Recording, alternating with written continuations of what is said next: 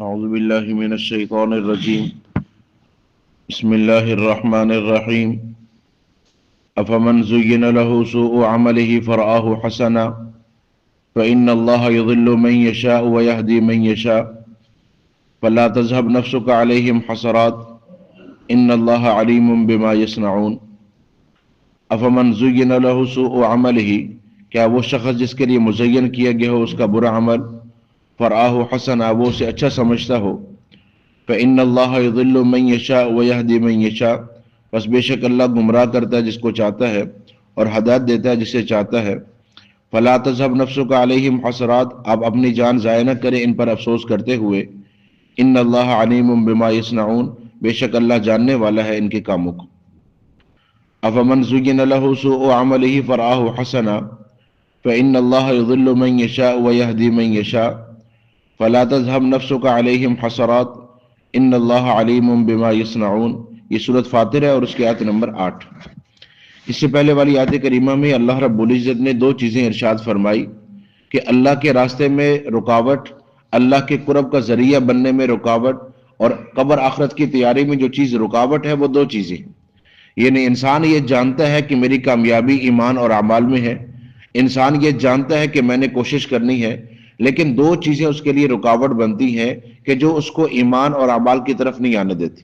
فرمایا یا ایھا الناس ان وعد اللہ حق فلا تغرنکم الحیات الدنیا ولا یغرنکم باللہ الغرور۔ ایک شیطان ہے اور دوسری دنیا، یہ دو چیزیں انسان کے اعمال میں رکاوٹ ہے۔ اس لیے فرمایا کہ لا تلہکم اموالکم ولا اولادکم عن ذکر اللہ، تمہارا مال تمہاری اولاد تمہیں اللہ کی یاد سے غافل نہ کر دے۔ یعنی گویا کہ یہ دو چیزیں انما اموالکم و اولادکم فتنہ، مال اولاد یہ تمہارے لیے آزمائش ہے، یہ تمہارے لیے فتنہ ہے، یہ تمہیں اللہ کے راستے سے روک رہی ہے۔ ان من اولادکم ازواجکم عدو لکم، فرمایا تمہاری بیویاں تمہاری اولاد یہ تمہاری دشمن ہے، یہ اللہ کے راستے میں رکاوٹ ہے۔ تو یہ ساری وہ رکاوٹیں ہیں جو انسان کو آگے نہیں بڑھنے دے رہی۔ تو ارشاد فرمایا ایک تو دنیا اور دوسرا شیطان۔ دنیا یہ چاہتی ہے کہ اعمال کی طرف آپ جائیں ہی نہیں، اور شیطان یہ چاہتا ہے کہ جو آپ اعمال کریں وہ اللہ کے ہاں قبول نہ ہو۔ اب دنیا کا سارا زور آپ کو اعمال سے روکنے میں، اور شیطان کا سارا زور آپ کے اعمال کی قبولیت سے روکنے میں۔ اب شیطان کیا کرتا ہے کہ عمل کرنے کے بعد تکبر پیدا کر دینا، ریاکاری پیدا کر دینا، عمل کا اظہار کر دینا، یا اس عمل کو اس غفلت سے کرنا کہ اللہ کے ہاں وہ قبول نہ ہو۔ یہ ان دونوں کی طاقت۔ اب ہوگا کیا؟ فرمایا الذین کفروا لہم عذاب شدید، جو کافر ہیں ان کے لیے سخت ترین عذاب۔ والذین آمنوا وعملوا الصالحات لہم مغفرۃ واجر کبیر، ایمان اعمال والوں کے لیے بخشش بھی ہوگی اور بڑا اجر بھی ہوگا۔ اب یہ فیصلہ کرنا ہے کہ کس راستے پر چلنا ہے۔ شیطان بھی ساتھ رہے گا، دنیا بھی رہے گی، ایمان اور اعمال بھی ہے۔ اب انسان اگر کوشش کرے گا تو اللہ لازمی اس کو توفیق عطا فرمائیں گے نیک اعمال کی۔ مانگتے رہنا، ڈرتے رہنا اور کرتے رہنا، اگر یہ چیزیں انسان اپنا لے تو اللہ تعالیٰ توفیق عطا فرماتے ہیں۔ لیکن اب ایک صورت وہ ہے جو اس آیت میں بیان فرمائی افمن زین لہ سوء عملہ فرآہ حسنا، ایک آدمی کا برا عمل ایسے مزین کر دیا جائے اس کے سامنے کہ اب وہ اسے اچھا سمجھے۔ اس کی ایک صورت تو یہ ہے کہ جو آج اس وقت ہمارے معاشرے میں ہے کہ بہت سارے گناہوں کو اچھائی کا روپ بنا کے پیش کیا جا رہا ہے۔ بہت سارے گناہ، چونکہ اس وقت ہم مسجد میں بیٹھے ہیں تو ہر ایک چیز کا نام لینا تو مشکل ہے، لیکن آپ جانتے ہیں کہ کچھ عرصہ پہلے، زیادہ پرانا نہیں، آپ میں تقریباً اکثر لوگ یہ جانتے ہیں کہ یہ جو ناچ گانے والے ہوتے تھے ان کو ہمارے معاشرے میں کیا کہا جاتا تھا؟ زیادہ پرانا نہیں، 5-10 سال 15 سال پہلے۔ اور کوئی آدمی اس طرف جاتے وقت اپنے لیے بے عزتی محسوس کرتا تھا اور اس کی عزت معاشرے میں گر جاتی تھی، اور لوگ اس کو اس نظر سے دیکھتے تھے کہ شاید اس سے بڑا دنیا میں برا کوئی نہیں ہے۔ ایسے ہے یا نہیں؟ اچھا، اب ان کو نیا نام دیا گیا، اب وہ آرٹسٹ ہو گئے، جی کلاکار ہو گئے، گلوکار ہو گئے۔ اب ان کو اس نظر سے دیکھا جا رہا ہے کہ ہر بچہ یہ چاہتا کہ میں یہ بنوں۔ ٹھیک، کچھ عرصہ پہلے آپ نے سنا ہوگا کہ ہم جنس پرستی شروع کر دی گئی، بہت سارے ممالک میں اس کو قانونی حیثیت مل گئی، پاکستان کے اندر بھی ایسے لوگ سامنے آ گئے، اور بہت سارے ممالک میں اس کے نکاح رجسٹر ہونے لگ پڑے۔ ایک برائی کو اس انداز سے پیش کیا جائے، اس انداز سے لایا جائے، ایک برے آدمی کی اتنی عزت کر دی جائے کہ لوگ سمجھے کہ عزت تو شاید یہی ہے.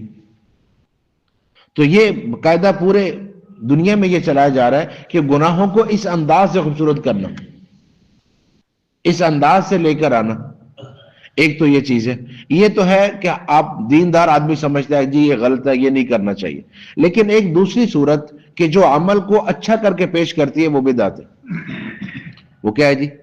بدعت. سنت کے مقابلے میں جو چیز ہے آپ اسے جتنا بھی بنا سوار کے لے آئے اللہ قبول کر لیں گے؟ نہیں.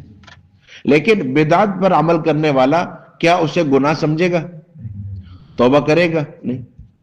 اس لیے حدیث پاک میں ہے کہ جب تک وہ بدعت چھوڑ نہیں دیتا نہ اس کا فرض قبول ہوتا ہے نہ اس کا نفل قبول ہوتا ہے.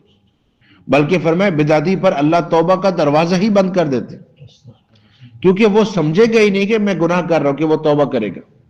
اب بدعت کیا ہے یہ سمجھے گا. ہر نئی چیز کو بدعت نہیں کہا جاتا، ہر نئی چیز کو بدعت نہیں کہا جاتا.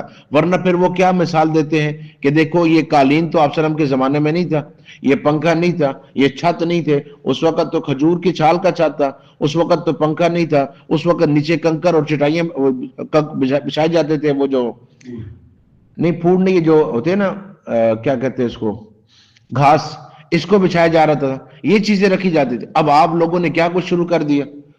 تو نئی چیز اگر بدعت ہے تو یہ ساری بدعتیں ہیں. پھر سمجھیے گا بدعت کہتے ہیں دین میں دین سمجھ کر ثواب کی نیت سے کام شروع کرنا. دین میں دین سمجھ کر ثواب کی نیت سے کوئی کام کرنا، اس کو بدعت کہتے ہیں. یعنی آپ دین میں اس کام کو ثواب سمجھ رہے ہیں کہ جس سے نعوذ باللہ نبی پاک صلی اللہ علیہ وسلم نے ثواب نہیں سمجھا، صحابہ کرام نے اس پہ عمل نہیں کیا. اور امام مالک رحمۃ اللہ علیہ نے تو بڑا فتویٰ دیا، بدعتی آدمی یہ دعویٰ کرتا ہے نعوذ باللہ کہ نبی پاک صلی اللہ علیہ وآلہ وسلم نے دین پہنچانے میں خیانت کی، کہ اتنا بڑا ثواب کا کام تھا آپ نے بتایا نہیں. تو دین میں دین سمجھ کر کوئی نئی چیز ایجاد کرنا اور ثواب کی نیت سے کرنا، اس کو بدعت کہتے ہیں. اب سنت اور بدعت کا فرق کیا ہوتا ہے؟ تو بڑا آسان ہے، بہت ہی آسان. سنت سارے جہان میں ایک ہوگی، سنت ساری دنیا میں ایک ہی ہوگی، جتنے لوگ عمل کر رہے ہوں گے وہ ایک ہی طرح ہوگا. اور بدعت علاقائی ہوگی، ہر علاقے میں الگ ہوگی. تو جو چیز ہر 40 کلومیٹر کے بعد بدل رہی ہے تو سمجھ جائیے سنت نہیں ہے، یہ بدعت ہے. کیونکہ اس کا سر پیر تو ہوتا کوئی نہیں. اس علاقے والوں نے یہ اچھا سمجھا، اس علاقے والوں نے وہ اچھا سمجھا، آگے علاقے والوں نے کچھ اور اچھا سمجھا، اور پھر وہ چلتے چلتے کہاں سے کہاں پہنچ گئے. سیدنا اللہ شاہ بخاری رحمۃ اللہ علیہ فرماتے ہیں ہم کھانے کی دعوت پہ گئے تو ہر ایک پلیٹ کے ساتھ ایک ایک ڈنڈا رکھا گیا، ہر ایک پلیٹ کے ساتھ ایک ایک ڈنڈا.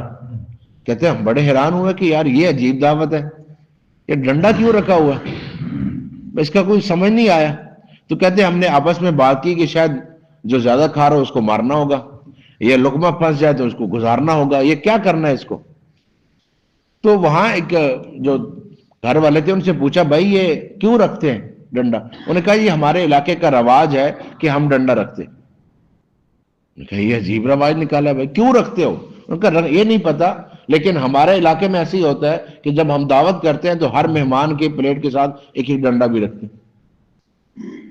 کہتے ہیں میں بڑا پریشان ہوا تو میں نے پوچھنا شروع کیا تو انہوں نے کہا جی کہ بزرگ ایک ہے وہ بتائیں گے شاید. ان بابا جی کے پاس گیا، بھائی یہ ڈنڈا، کہتے نہیں اصل میں ڈنڈا نہیں تھا، اصل میں سرکنڈا ہوتا تھا.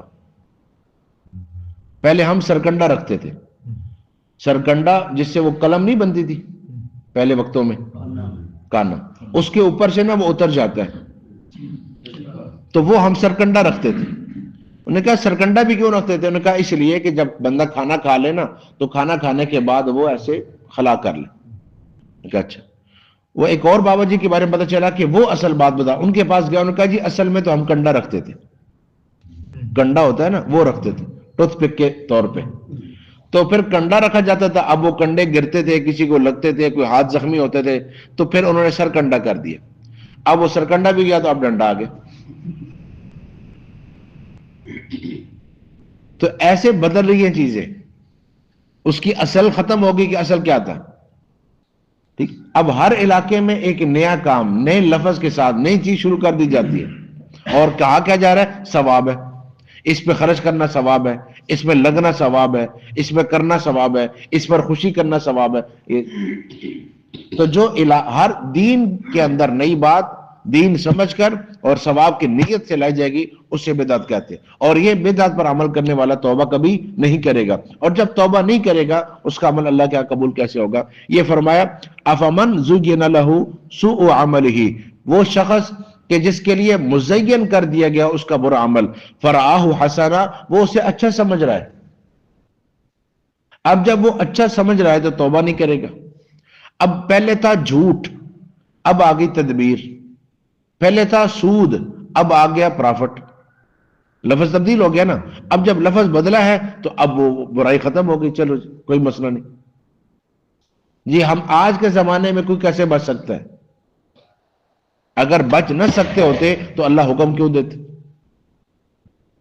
اللہ نے حکم دیا ہے، معلومہ قیامت تک لوگ اس سے بچ سکتے۔ اچھا، پہلے ہوتی تھی گالی، اب ہوتی ہے زبان درازی جی۔ اچھا، پہلے کہتے تھے کہ یہ بندہ غصے میں لغویات کرتا ہے، اب وہ کہتے ہیں جی یہ بلڈ پریشر کا مریض ہے۔ ٹھیک ہے، ہر ایک چیز کو نا اچھائی کا وہ جامہ پہنایا جا رہا ہے، اس کی کوشش یہ کی جا رہی ہے تاکہ اس کی وہ شدت ختم ہو جائے۔ بھائی گالی تو گالی رہی، سود سود رہا، اب آپ اس کو جیسے مرضی الفاظ سے لاتے رہے، آپ اس کو نیکی نہیں بنا سکتے۔ اس لیے کوشش کرنی ہے ہم نے کہ ہم نے ان چیزوں سے اپنے آپ کو بچانا ہے جس کو نام بدل کے ہم اچھا پیش کرنا چاہ رہے ہیں۔ اللہ فرما رہے کیا یہ شخص کہ جو برا عمل ہے اور وہ اس کو اچھا سمجھ رہا ہے، فَإِنَّ اللَّهَ يُضِلُّ مَن يَشَاءُ وَيَهْدِي مَن يَشَاءُ، نتیجہ یہ ہوگا کہ جب برائی کو اچھائی سمجھے گا تو اللہ کے راستے سے بھٹک جائے گا۔ اب یہ بندہ یہ نہیں کہہ سکتا کہ مجھے اللہ نے گمراہ کیا، اللہ فرما رہا ہے وَيَهْدِي إِلَيْهِ مَن يُنِيبُ، میں ہدایت اس کو دوں گا جو میری طرف آئے گا۔ فَمَن شَاءَ فَلْيُؤْمِنْ وَمَن شَاءَ فَلْيَكْفُرْ، جو چاہے ایمان لائے، جو چاہے کفر کرے۔ اِنَّا هَدَيْنَاهُ السَّبِيلَ إِمَّا شَاكِرًا وَإِمَّا كَفُورًا، دونوں راستے تمہارے سامنے۔ تو انسان صحیح راستے کا انتخاب کرے گا، وَالَّذِينَ جَاهَدُوا فِينَا لَنَهْدِيَنَّهُمْ سُبُلَنَا، ہم راستے کھول دیں گے اس کے لیے، راستہ نہیں راستے کھول دیں گے، ہر طرف سے ہدایت آئے گی اس کی طرف۔ فرمایا فَإِنَّ اللَّهَ يُضِلُّ مَن يَشَاءُ وَيَهْدِي مَن يَشَاءُ فَلَا تَذْهَبْ نَفْسُكَ عَلَيْهِمْ حَسَرَاتٍ، نبی پاک صلی اللہ علیہ وآلہ وسلم کو تسلی دیتے ہوئے ارشاد فرمایا آپ اپنی جان کیوں گھلا رہے ہیں ان پر، افسوس کرتے ہوئے کہ یہ لوگ کیوں نہیں سمجھ رہے، یہ لوگ کیوں نہیں آ رہے۔ ان اللہ علیم بما یصنعون، اللہ ان کے سارے اعمال کو جانتے۔ تو اس آیت کا مضمون یہ ہے کہ اگر کوئی کام آپ کر رہے ہیں اور اللہ کے ہاں، دین کے ہاں، قرآن و سنت کے ہاں وہ گناہ ہے اور آپ اس کو اچھائی کا جامہ پہنا رہے، تو یہ سمجھ جائے کہ یہ راستہ ہدایت والا نہیں ہے، اور یہ وہ چیز ہے کہ اس کے اوپر اللہ رب العزت کی نظر اور پھر اس آدمی کی گمراہی اور اس کا ہلاک ہونا۔ اس لیے آج فیصلہ کریں کہ جو میں کام کر رہا ہوں کیا یہ صحیح ہے بھی صحیح یا نہیں۔ میں نے عرض کیا تھا ایک آدمی اپنے حقیقی بھائی سے ناراض ہے، حقیقی بھائی سے ناراض ہے اور کہہ رہا جی کہ میں اس سے ناراض ہوں، اتنے سال ہو گیا اس سے ملاقات نہیں ہوئی، منہ نہیں دیکھا ہم نے ایک دوسرے کا۔ تو اب ایک تو یہ ہے کہ قطع رحمی، پھر 3 دن سے زائد ایک مسلمان کا دوسرے مسلمان سے ناراض نہیں ہونا چاہیے، یہ ساری چیزیں اس کے سامنے ہیں، دیندار آدمی ہے نا۔ تو اب وہ اس چیز کو کیا جامہ پہنا رہا، کہتا ہے کہ دیکھیں اس نے میرے ساتھ یہ کیا تھا، یہ کیا تھا، یہ کیا تھا، یہ تو غیرت کے خلاف ہے نا، تو اللہ تو بہت زیادہ غیرت کرنے والے، تو میں وہ کام کر رہا ہوں کہ جو اللہ کرتے۔ یعنی اب اس کو قطع تعلقی نظر نہیں آ رہی، رشتہ توڑنا نظر نہیں آ رہا، اب اس کو نظر آ رہی ہے غیرت۔ بات سمجھ رہے؟ تو جو چیز وہ کر رہا تھا اس کے بارے میں اب اس نے کیا کہنا شروع کر دیا؟ غیرت۔ حالانکہ قطع رحمی کرنے والا جنت میں داخل نہیں ہو سکتا۔ 25 مقامات پہ قرآن پاک میں اللہ نے صلہ رحمی کا حکم دیا۔ اب یہ ساری آیات، ساری احادیث ایک طرف ہو گئی، غیرت سامنے آ گئی۔ اس لیے ضروری ہے کہ ہم چیزوں کو سمجھیں، دین وہی ہے جو اللہ نے بیان فرما دیا، نبی پاک صلی اللہ علیہ وسلم نے عمل کر کے دکھایا، صحابہ کرام نے امت تک پہنچا دیا، اس کے سوا میں جو تشریح سمجھ رہا ہوں وہ دین نہیں ہے۔ اللہ سمجھنے کی توفیق۔